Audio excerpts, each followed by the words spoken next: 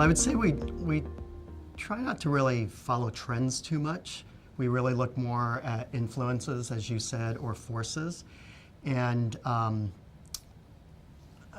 sort of feel like with a collective voice of my peers that I work with and myself, what we see is just the rate of speed that things will continue to move. And we feel like that will continue to have an impact on how we design things and how we build things.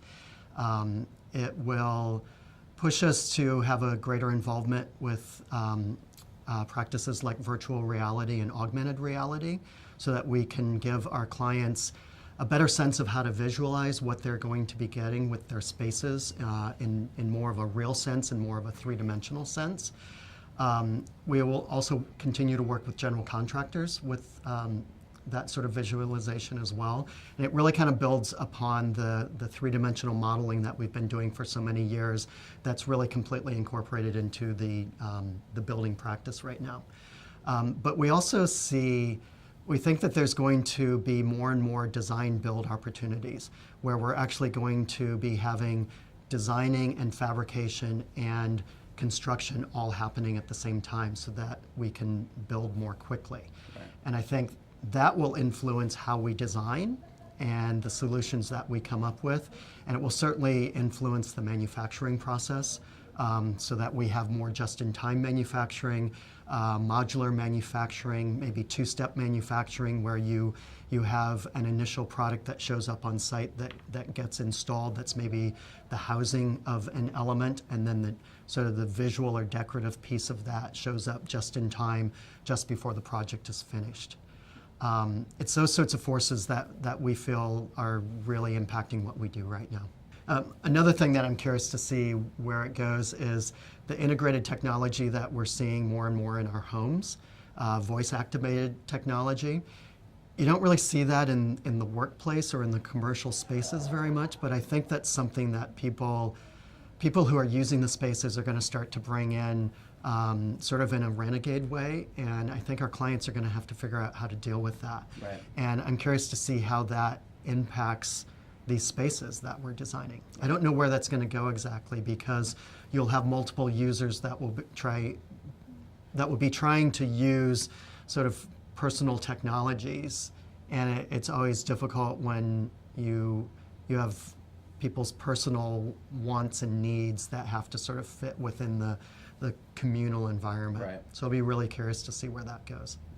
Well, I think the big focus on and the interest in health and wellness really is kind of an offshoot of the experiential design that we've been experiencing for several years now, where we're not just designing spaces, but we're designing experiences, or at least we're designing spaces that can support an experience that a client is trying to produce.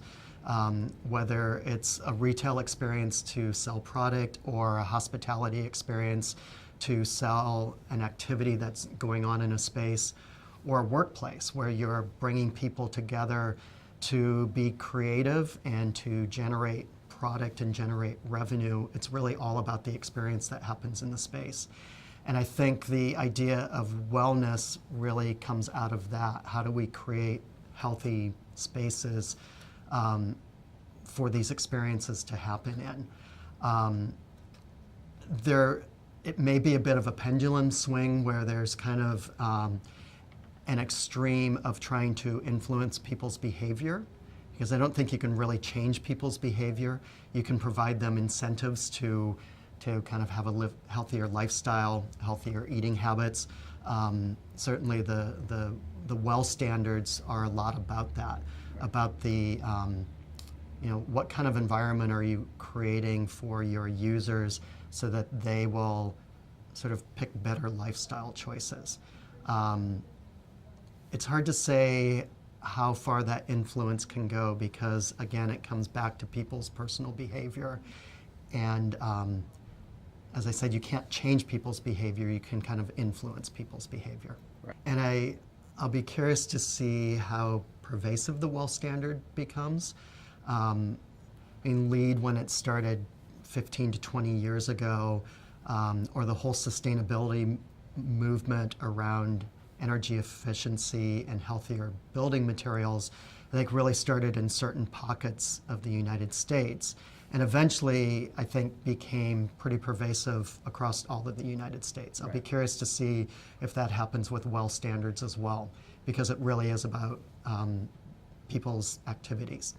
And you know, a lot of that kind of is reinforced by people's culture, and culture is just very different in places all around the United States and all around the world. Absolutely. So I think people will respond to those kinds of standards, really kind of coming out of the base of their culture. I mean, I think the LEED standards really focused on materiality at the beginning, but when you really think about where energy is being expended, it's really in the systems of a building. And we've just made huge strides in these last couple decades of making our mechanical systems, our lighting systems, and our whole power system so much more efficient. And that's really where we've seen the huge benefit in LEED standards. And that's not to diminish what we're doing in terms of the interior environment, in terms of indoor air quality, and the impact that materials have on that, but we saw a much bigger impact in the systems of the buildings and the facilities.